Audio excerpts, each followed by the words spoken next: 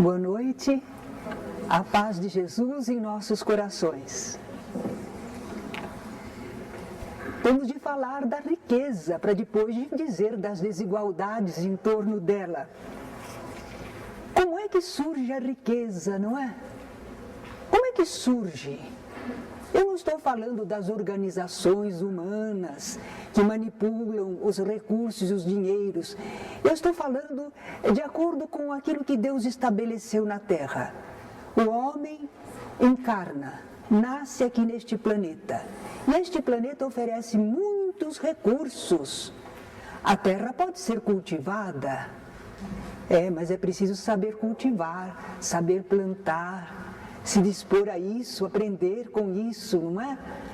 Mas o ser humano, ao longo de tanto tempo, de até se tornar uma civilização, quantas experiências, quantos aprendizados, os seres humanos foram descobrindo como é possível fazer produzir, e também com o seu trabalho, manipulando os elementos, edificando casas, preparando instrumentos de trabalho.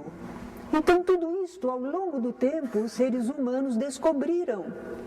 E empregando e trabalhando, eles acumularam valores, acumularam coisas, bens. E aí nós temos a riqueza. É resultado do trabalho, da produção, da capacidade de realização do ser humano, capacidade que Deus lhe deu, de inteligência e de condições de trabalhar a terra e os elementos. Com a riqueza, certos trabalhos se tornaram possível. Uma estrada, por exemplo. Os caminhos eram difíceis, mas o homem descobriu como fazer estradas. E fazendo as estradas, circularam mais as mercadorias e as pessoas se congraçaram. Nós temos lá aquela grande represa de Itaipu, que coisa admirável, como gera energia, não é? Então é a produção humana e gera riqueza, riqueza individual, riqueza coletiva. A ciência, por exemplo, como é que ela pode fazer pesquisa se não tiver as substâncias, se não dispuser de tempo? Pessoas que se dedicam à ciência, às pesquisas, mas elas precisam ser remuneradas, terem assegurado o seu ganha-pão. Então nós vemos que sempre é preciso que haja a riqueza e ela sendo aplicada para produzir mais recursos, uma vida mais confortável, eliminarmos certas doenças, favorecermos a nossa movimentação. Tudo isto resulta do trabalho da criatura humana. E sem riqueza não se faz. Porque se nós tivermos todas as pessoas numa vidinha muito modesta, como é que nós vamos custear as pesquisas científicas? Não dá. Como é que nós vamos construir uma barragem daquela tamanha importância de Itaipu? Não dá. É preciso ter valores, recursos acumulados. E é isso que é a riqueza. É o resultado do trabalho humano que acumulou valores. E nessa atividade toda, o ser humano desenvolve a sua inteligência. E depois da inteligência vem o progresso moral. Então nós vemos que o trabalho gera riqueza e realmente a riqueza também enseja novas oportunidades de trabalhos mais aperfeiçoados, mais difíceis, que dependem de valores acumulados. Estamos vendo que a riqueza, então, em si mesma, ela não é um mal, ela é um bem. Ela é resultado do trabalho e ela é muito útil, não é? Bem utilizada, a riqueza leva a humanidade ao progresso. Progresso material, intelectual e moral. Pois é. Entretanto, a riqueza chega a causar tantos males, não é? Assassinatos, herdeiros que para terem a herança, não é? matam aqueles seus ancestrais, um avô, uma avózinha, para ficar com a riqueza. A riqueza exacerba más paixões, porque tendo dinheiro, ele representa poder, e a pessoa não precisa trabalhar, é só gozar a vida, se ela não tem uma compreensão maior. Então, a riqueza causa muitos males, mas porque o homem abusa da riqueza. Nós estamos num planeta de provas e de expiações, os espíritos que estão encarnados aqui não são muito evoluídos, não são muito esclarecidos, é mais ignorância. Então não diríamos que é maldade, na grande maioria, é ignorância mesmo. Age erradamente, porque não entende o objetivo divino, a programação divina. Mas a riqueza não é um mal em si mesma. E compete ao ser humano fazê-la produzir bem, em favor de todos. Quando as pessoas pensam na riqueza e a veem hoje em dia distribuída tão desigualmente, uns poucos milionários e outros não tendo nem o que comer, as pessoas dizem: será que nós não poderíamos repartir a riqueza toda da terra igualmente entre todos os seus habitantes, 6 bilhões de habitantes? Um pouco para cada um. Não daria para todos? Ficaria uma parcela mínima para cada um. Recurso insuficiente para grandes trabalhos, aí era só marca-passo. Não se poderia fazer mais nada. O homem comum, ele não se sentiria estimulado a trabalhar. Não criticando, mas a gente sabe que por causa da bolsa, família, eu não sei o que, tem muita gente que vive disso e não quer trabalhar. Para que eu vou trabalhar? Eu já estou ganhando aquele tantinho que preciso para viver. Então talvez muita gente não se dispusesse ao trabalho. E não adiantaria distribuir igualmente para todos. Daí a um tempinho já estaria tudo diferente. Mas isso é claro, porque as pessoas não são igualmente inteligentes, ativas, laboriosas e previdentes. Não gastaria tudo logo. Não esperaria. Eu estou com esse dinheiro na mão, ele não sabe controlar, gasta tudo. Se vai ter fome nos outros dias, ele não quer nem pensar. Ele não pensa. Então nós vemos que alguns saberiam distribuir, produzir o que fosse possível. E quando chegasse no fim do mês, uns estariam miseráveis e outros já estariam um pouquinho mais ricos. É a capacidade de cada um. Não adiantaria tentar uma divisão igualzinha para todos. Vamos então ver o que o Espiritismo lança de luzes a esse respeito, não é? Porque é uma questão social que a gente vê, mas diz respeito à vida humana. Então vamos ver lá o enfoque espírita. Aprendemos com a doutrina espírita que a desigualdade das riquezas não se soluciona se nós considerarmos apenas a vida corpórea atual.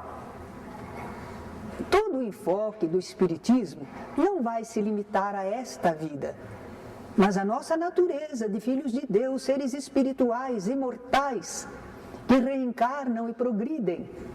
Então, se olhar só esta vida corpórea, uma existência, não resolve o problema. Ninguém resolve o problema. Nós precisamos das experiências da vida corpórea para progredir. Agora, olhando do ponto de vista espiritual, nós estamos aqui para progredir. E as experiências da vida corpórea, olha, uma delas é aprender a produzir a riqueza, com ela trabalhar acertadamente. Ser econômico, ser previdente, mas não ser mão fechada. Saber quando utilizar, para que utilizar, não é? Então nós estamos aprendendo a ter e a deixar de ter e como trabalhar com o que se tem. E nós temos oportunidade para isso através das reencarnações. Estamos aprendendo. Mesmo os selvagens, que nós dizemos, como é que eles vão fazer riqueza? Mas entre eles também tem aqueles que possuem mais do que outros. Não é? Então nós estamos aprendendo a lidar através do trabalho e do senso de aplicação das coisas. Nós estamos aprendendo. Agora é interessante, Deus sabe, né? Deus é sábio, bondoso. Então Ele sabe que a criatura humana, se nós deixarmos só pela vontade dela, aqueles que são capazes de produzir e segurar e dominar, eles vão fazer isso. Sempre, sempre, sempre. Numa encarnação até fazem, mas em 2, 3 não fazem não. Porque Deus concentra riqueza em certos pontos, mas é para daí se expandir conforme as necessidades. Então, o plano divino não é que a riqueza fique longo tempo improdutiva, inclusive nas mãos de quem não a sabe utilizar. É preciso cada um ir tendo oportunidade de lidar com a riqueza. Então Deus desloca a riqueza. Desloca na presente encarnação, né, através de desastres, de problemas, de situações no campo financeiro. Ele desloca, como desloca através das reencarnações. A gente experimenta a riqueza e depois, não, uma outra encarnação sem a riqueza. Às vezes nasce em berço de ouro, vamos ver como é que se comporta, e na outra encarnação, não, vai ter que trabalhar bastante a vida inteira, não é? Porque Deus está deslocando a riqueza, para que todos tenham oportunidade, para que ela não fique parada na mão de alguém que não sabe produzir, não sabe aplicá-la em favor de todos. Mas por enquanto, na Terra, a riqueza é para poucos. A maioria luta para sobreviver ou enfrenta a miséria. Ao que se deve isso? Essa má distribuição da riqueza? Ao materialismo e egoísmo que ainda dominam os habitantes da Terra. Materialismo e egoísmo, que em algumas pessoas nós achamos evidente, porque eles estão ricos, porque eles não fazem nada pelos carentes, porque eles não pensam no semelhante, podiam fazer tanto bem, mas nós às vezes temos condições e não fazemos pelos outros também. Nós somos materialistas, às vezes no pouco que temos, e egoístas no pouco que temos. Olha a época do frio agora. Tem as campanhas para doar agasalhos. Tem gente dormindo pelas calçadas, no frio. Então, às vezes a gente não pensa nisso. Não é por maldade, a gente às vezes tem. Não temos muitos agasalhos, mas temos algum lá que já está mais velhinho, não é? Mas serve para alguém. Mesmo esse mais velhinho, às vezes a gente ainda segura e fica com pena de dar, não é? Então, materialismo e egoísmo dominam no planeta. Essa é uma das razões. Poderia haver uma partilha melhor. Felizmente, já está havendo uma compreensão, né, na humanidade. Já está havendo esse sentido de solidariedade. Estamos partilhando um pouquinho melhor. E outro fator não é o materialismo e o egoísmo. É não saber produzir riquezas, ou não querermos nos esforçar por isso. Eu poderia, mas para quê? É muito trabalho. Eu vivo assim mesmo. Nesse sentido, às vezes a pessoa podia progredir, produzir riqueza, mas ela se acomoda, não é? Ou então ela não sabe. Ela tenta criar riqueza, mas ela não sabe como produzir, como aproveitar as oportunidades, como perceber o interesse de alguém por comprar determinado artigo. Eu posso produzir isso. Então, nós às vezes não nos aplicamos, não nos preparamos para trabalhar melhor. Estas coisas às vezes deixam a gente marcando o passo. Nós temos a possibilidade de aprender algo, desenvolver. Eu me recordo que uma colega minha na prefeitura, de que estávamos falando, a prefeitura, onde trabalhei, né? Por isso que eu falo muito de lá de experiências de vida. Mas uma companheira, ela não gostava muito do trabalho burocrático, de um escritório, de uma repartição pública. Mas era o que ela podia fazer. Mas ela gostava muito de artesanato. E ela, nas suas horas vagas, procurou se dedicar ao artesanato, fez algumas aulas com professoras, e ela foi criando as coisas para seu gosto. E começou a presentear amigas. As amigas gostavam, achavam bonito. Ah, faz um para mim. E começaram a encomendar. Dentro de uns 2, 3 anos, ela mudou de vida. Disse, não vou ficar aqui, não dependo daqui, vou viver daquilo que eu gosto de fazer, artesanato. Era criativa, aprendeu a fazer, encontrou um caminho novo. Então, às vezes, nós não percebemos isso, não sabemos produzir riquezas, ou não queremos nos esforçar para isso, então marcamos passo também. Não é só o materialismo e egoísmo que reina no planeta, não. Às vezes nós não temos essa disposição, essa argúcia, essa inteligência, esse buscar. Como pode? O que poderia fazer? O que existe no mercado? Então, isso também representa um esforço nosso, um merecimento nosso para progredirmos. Se a riqueza na terra fosse fácil para todos, o que é que aconteceria? A maioria das pessoas não pensaria em trabalhar, nem em estudar, mas somente gozar a vida. É esse o programa divino? Então Deus deixa um pouco na carência, que é para a pessoa se mexer. Não pode oferecer tudo, porque a criatura, infelizmente, não vai entender. Isso não traz progresso para o espírito. Deixá-la acomodada, sem nenhuma necessidade. Há um ditado popular que diz assim, que a necessidade é a mãe do engenho. Por causa da necessidade, a gente põe a cabeça para trabalhar, para resolver uma situação. Muito bem, mas e os que abusam da riqueza? O que a gente pode fazer? Será que poderia haver um decreto, uma lei, que resolvesse esse abuso? É uma lei. Foi decretado. Pronto. Agora tem que obedecer. Não pode abusar assim da riqueza. A gente consegue? Consegue não é? As pessoas sempre acham um jeito de burlar a lei. E neste nosso planeta, as pessoas ainda são coniventes.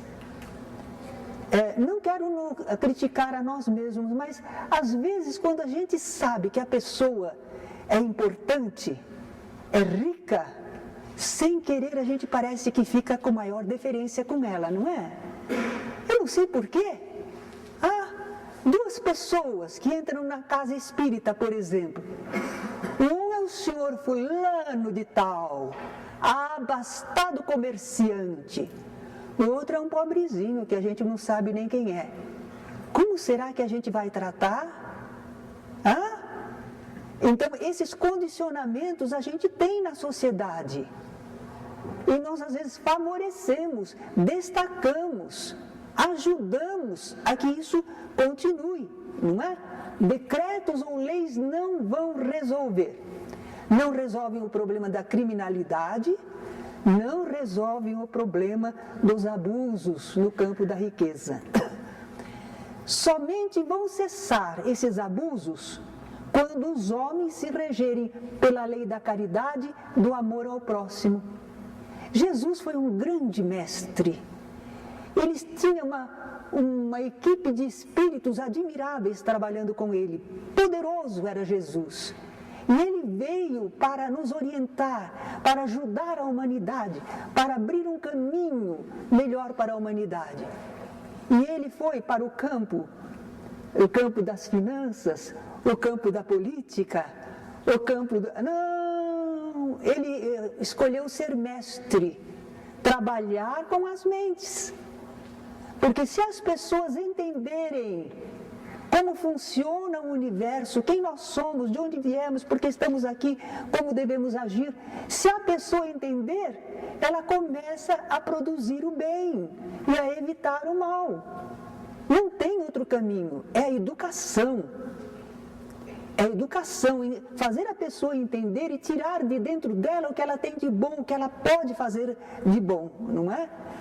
Então, esse é o caminho. E nós devemos trabalhar nele. A casa espírita trabalha nesse campo.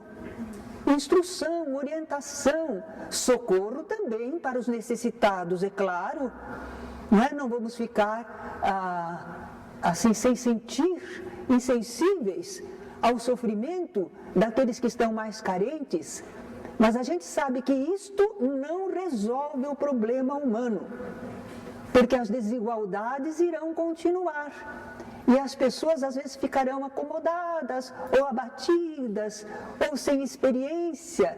Então nós temos que trabalhar na mente, no espírito, ajudar a pessoa a superar, a se reconhecer como filho de Deus. Não sofrer demais com as limitações, mas buscar tudo que ela puder realizar de bom. A Terra está evoluindo, quer dizer, os seus habitantes estão evoluindo intelectual e moralmente. Então nós podemos prever, e podemos prever com certeza, que a miséria ou riqueza excessiva vão terminar. O problema de quando depende de nós. Mas que vai terminar, vai. Porque cada um de nós está começando a entender. Isto vai se espalhar na humanidade toda. Às vezes isso é feito até por um processo sábio, divino. Porque às vezes as grandes nações não querem pensar nos outros. Mas como é um planeta só, e as coisas acabam repercutindo e refletindo para eles mesmos, eles também vão ter que rever a sua programação, não é? Eles estavam dizendo hoje na televisão que aqueles furacões que costumavam acontecer no Atlântico Norte, que afetavam os Estados Unidos, mas eram 2 ou 3 graves por ano. Mas agora, com a modificação do efeito estufa e tudo mais, que eles não queriam se mexer a respeito, mas eles estão prevendo que vem grandes furacões destruidores por causa desta alteração. Então eles têm que pensar. Eles têm que pensar e têm que se modificar. Então são planejamentos divinos que vão fazer as grandes nações. O que são as grandes nações? São grupos de seres humanos que pensam, que sentem. E eles também vão entender, vão sentir. Ainda que seja por um interesse material, eles vão sentir que não podem continuar abusando dessa maneira, que tem que concorrer para o bem geral, que reflete para eles igualmente. Então esses extremos, miséria ou riqueza excessiva, serão corrigidos pela melhor produção e distribuição dos recursos. Não estamos sonhando, não. Isso não é utopia, não. É o progresso. Olhando a longo prazo, nós vemos que isso vai acontecer. Mas apesar desse futuro promissor, a verdade é que sempre haverá pessoas com menos aptidões e recursos. Interessante. Por quê? Pensa que vai ficar tudo igualzinho? Não vai. Nós já vimos a diferença de atividade, de capacidade, de empreendimento. Não vai ficar absolutamente igualzinho, não vai ficar. Mas os extremos de riqueza ou de miséria, esses é que vão desaparecer. Ah? Jesus disse certa vez: os pobres sempre os tereis convosco. Sabem por que ele falou isto? Porque uma mulher veio para derramar um bálsamo muito caro sobre Jesus, na sua expressão de amor, de devotamento. A mulher fez isto. Mas entre os próprios discípulos de Jesus, eles começaram a dizer: mas que desperdício! Isso poderia ser vendido e dado para os pobres? Ah? E Jesus diz assim: não pensem assim, essa mulher fez uma boa obra. Ela me ungiu para a minha morte. Estava próximo realmente a desencarnação de Jesus, o seu sacrifício. Mas os discípulos não sabiam. Jesus, porém, sabia. Então Jesus diz assim: os pobres sempre os tereis convosco. Mas ele iria partir, não é? Onde ao longo do tempo sempre será contado o que ela fez, disse Jesus, e é verdade. Até hoje a gente relembra a atitude dessa mulher, não é? Então os pobres, no sentido assim de não tão abastados quanto outros, sempre existirão. Sem falar de política propriamente, mas apenas para mostrar os sonhos que a humanidade teve, não é? O comunismo parecia que ia repartir igualzinho para todo mundo. Repartiu? É a criatura humana. Ah? Até a gente brincava a dizer assim: a pessoa gosta do comunismo. No seguinte sentido, não estamos falando de política não, estamos analisando a criatura humana nas situações da vida. Vejam bem. Então uma pessoa dizia assim: não, ótimo o comunismo, porque quem tem 2 casas, reparte uma com quem não tem. Quem tiver, por exemplo, um carro, 2 carros, reparte um com quem não tem. Aí disseram: pois é, e quem tem galinha também, se tem 2, reparte. Não, galinha não, porque ele tinha galinhas. Enquanto era para repartir o dos outros, mas quando era do dele, não. Não é? Isso é típico da pessoa. O idealismo da pessoa é enquanto não afeta o seu materialismo, o seu egoísmo. Não é?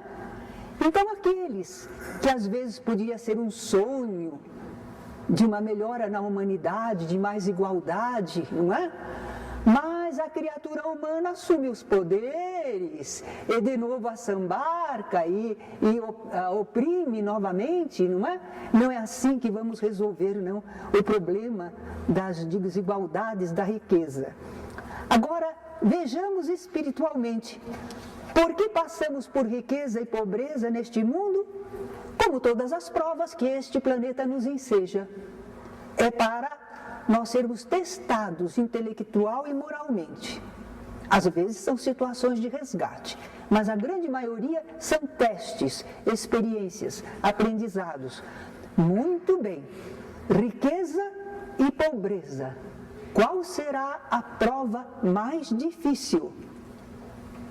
Nós vamos debater aqui e não vamos chegar a nenhuma conclusão, porque há argumentos dos 2 lados. As 2 são provas difíceis.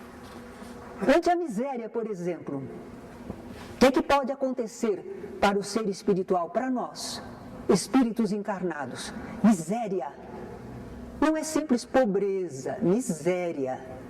O que vai causar? Às vezes desânimo. Não dá, não consigo. Jamais. Revolta. Ah? É isso, por que fazem isso comigo? Isso aqui não é justo. Inveja. Ele tem, eu não tenho. Olha lá. Né? São todas coisas ruins espiritualmente. São estados de alma que não são bons espiritualmente. Desvio para o crime. Não me dão, eu roubo. Eu tiro. Ah? Eu vou pegar o que é meu. A minha parte. Né?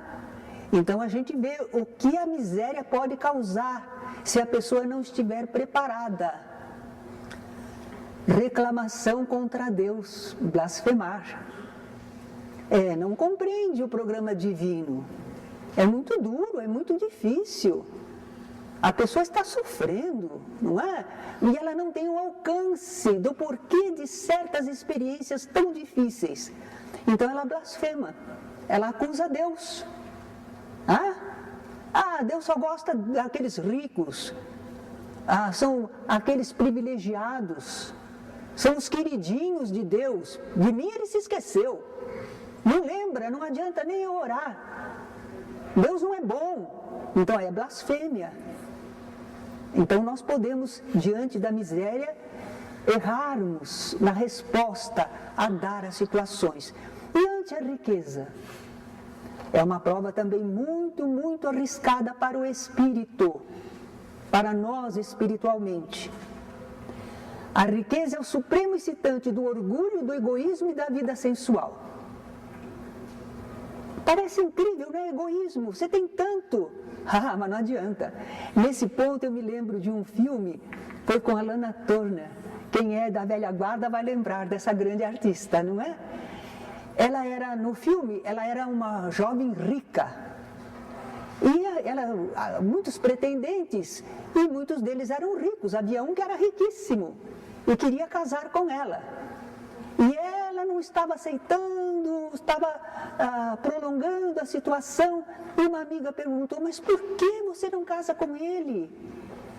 Ele é tão rico quanto você. Ela disse, quando eu era menina, eu tinha umas bolinhas de gude, eu ia jogar bolinha de gude com os meninos também, e um dos meninos tinha bolinha de gude tantas quanto eu, mas eles queriam as minhas também. Ele não se contentava com as dele, ele queria as minhas também. Então ela pensava, ele é rico, mas ele pode querer a minha riqueza também. E não acontece mesmo isso, não é? A pessoa sambarca tudo. Agora vejam, por que eu estou contando esse episódio singelinho? Pensem nessa mulher. Ela quer amar e ser amada. Mas a riqueza dela não enseja que ela confie que ela está sendo amada por ela mesma. É a riqueza dela. Já pensaram nessa dor? Pensem isso a respeito de todos os ricos. Porque muita gente se aproxima dos ricos, mas a grande maioria tem interesse. Bajula, agrada, mas no fundo está querendo alguma coisa. Ele é rico, ela é rica, então se me aproximo, eu posso usufruir alguma coisa. Alguém que gosta das sensações do mundo se aproxima de alguém rico e começa a sugerir, oferece, conhece não sei o que, podemos ir em tal lugar, porque ele vai junto, ele usufrui junto, mas estimula ao gozo dos sentidos, a atividades erradas. Todo mundo quer negociar com o rico. E as propostas mais diferentes vêm para ele. É difícil estar na posição de rico, hein? Pensem bem. Olha, tentação de todo lado, de todas as maneiras. E você pode, e você tem o dinheiro. E fica fácil, não é? Porque para nós, não faço isso, porque, mas ele está tudo, o caminho está aberto. Só se ele não quiser, se ele quiser fazer o bem, se ele quiser ser honesto. Mas é uma luta, hein?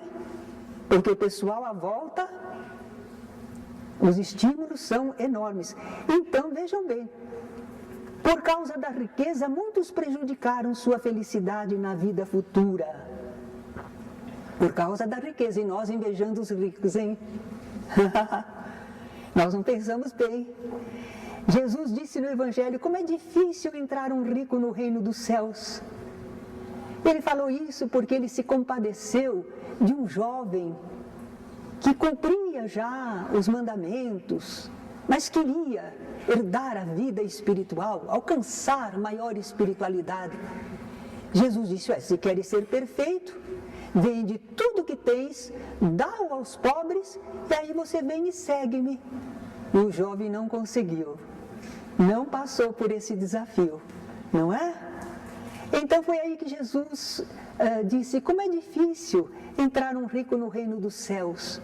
É mais fácil passar um camelo pelo fundo de uma agulha do que um rico se salvar.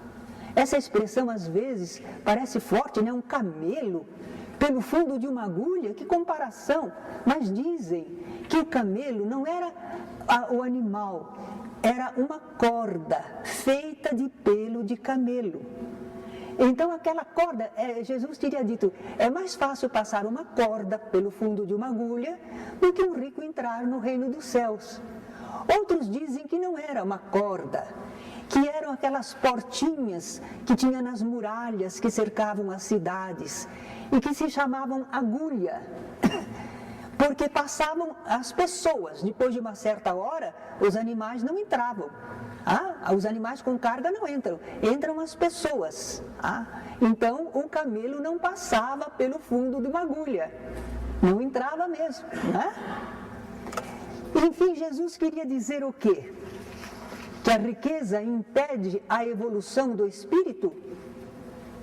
Mas então Deus foi muito mal quando Ele deu a riqueza para muita gente aí. A pessoa já nasceu rica.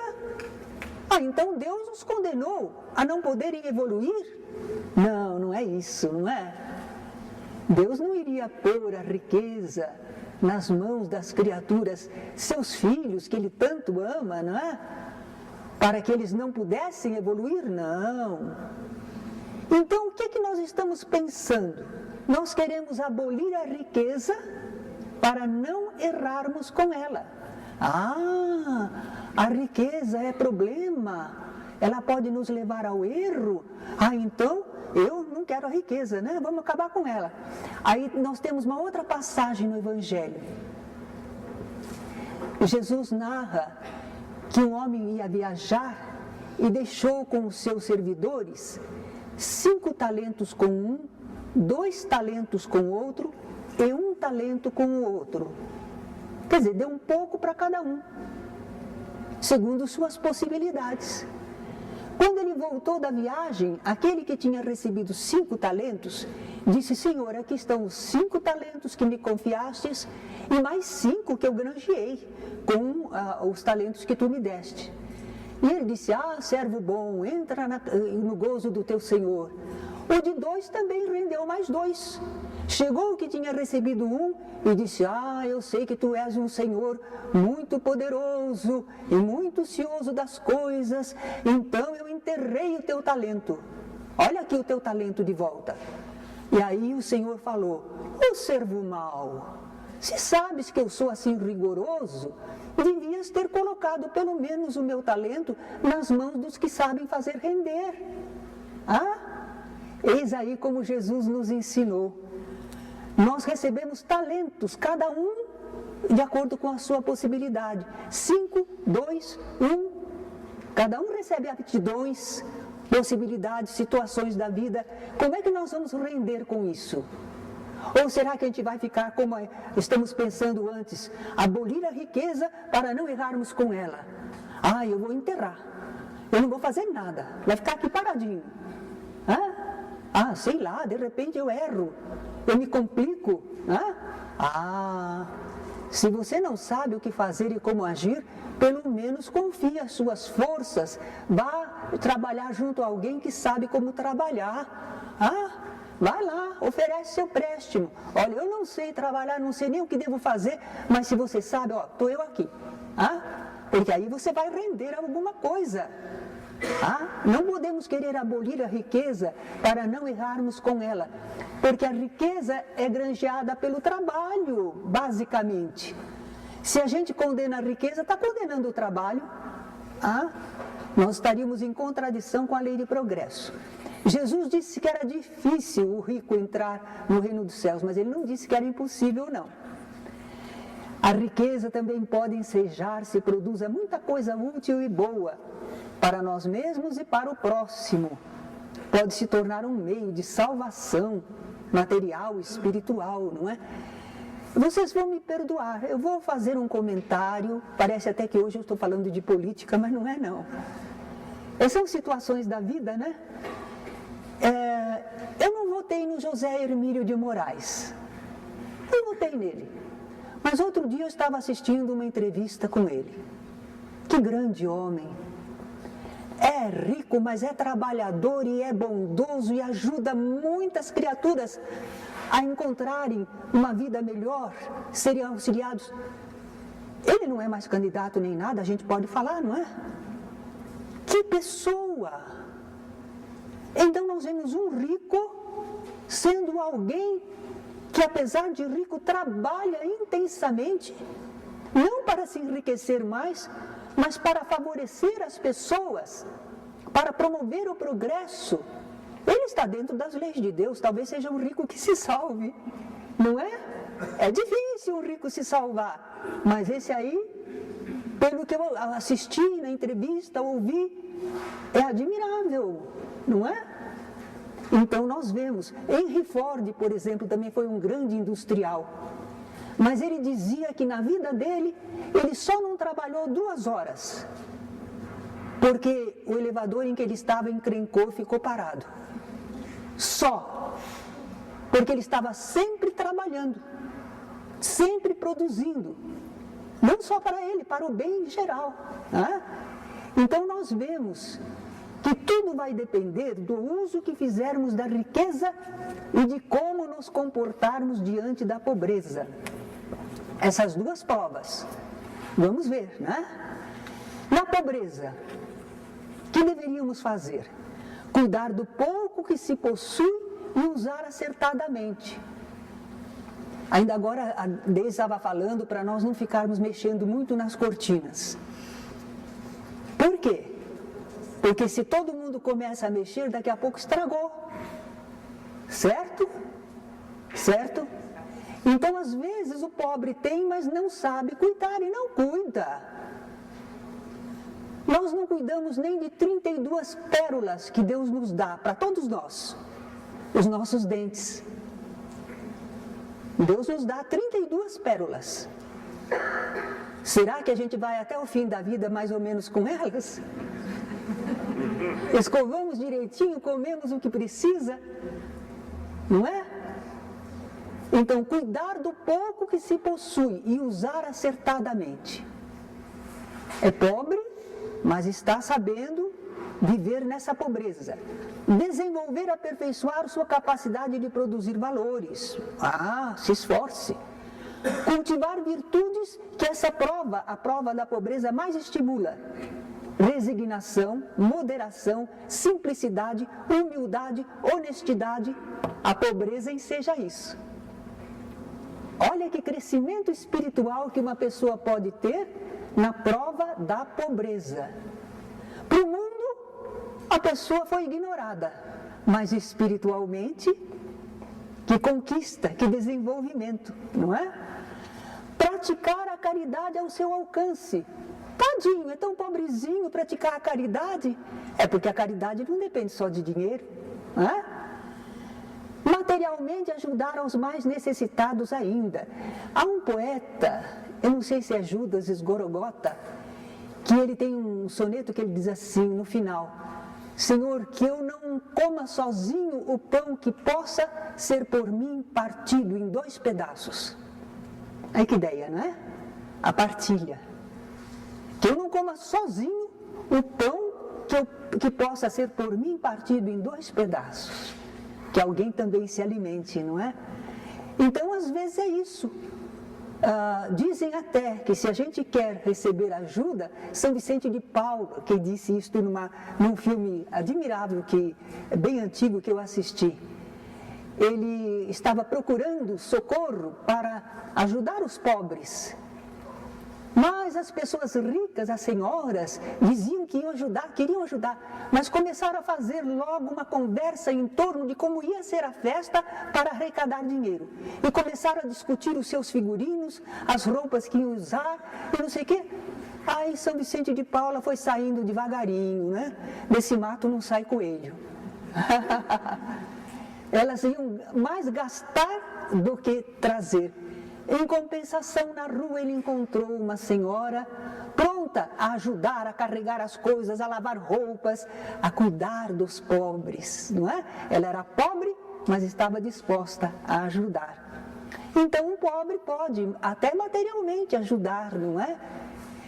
Espiritualmente também, uma ação moral, boa palavra, um exemplo. Às vezes a pessoa é pobre, mas fica ao lado de um leito de doente, ajudando a passar a noite, não é? Então são muitas coisas que se pode fazer. Não invejar os ricos nem pensar mal deles. Olha, mais um teste, não é? Quem está na pobreza. Lembrar que eles estão sendo duramente testados, merecem compaixão e ajuda se estiverem errando, e apoio e respeito se estiverem acertando. Essa é a atitude. Agora vamos ver na riqueza. Como é que deveríamos nos comportar? Primeira coisa, lembrar que quem é o verdadeiro Senhor de todos os bens da vida é Deus, não somos nós. Nós somos apenas mordomos. Jesus falou isso no Evangelho. Nós estamos cuidando dos bens do Senhor.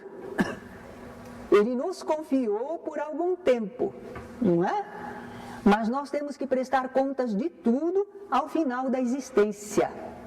Enquanto nós cuidamos dos bens do Senhor, nós usufruímos deles. Mas não são nossos, não nos enganemos. Não é? Cuidado para não cair no orgulho, na inércia, no egoísmo ou nos excessos do gozo material. Que Deus abençoe os ricos, não é? Que Deus os inspire para o bem, que os fortaleça. O rico tem mais tempo e recursos do que o pobre. Então isso está dizendo para o rico que ele precisa estudar mais e concorrer para o progresso dos seus semelhantes. Ele pode, ele tem o tempo.